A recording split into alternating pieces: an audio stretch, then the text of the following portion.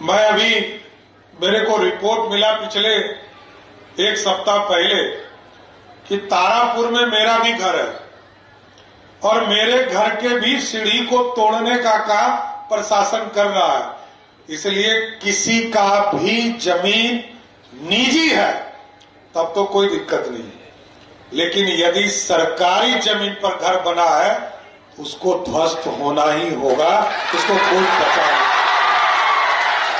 क्योंकि जनता की अपेक्षा है, सुंदर बिहार बनाना है, विकसित बिहार बनाना है और भारत के प्रधानमंत्री नरेंद्र मोदी जी और नीतीश कुमार के सपनों को साकार करना है।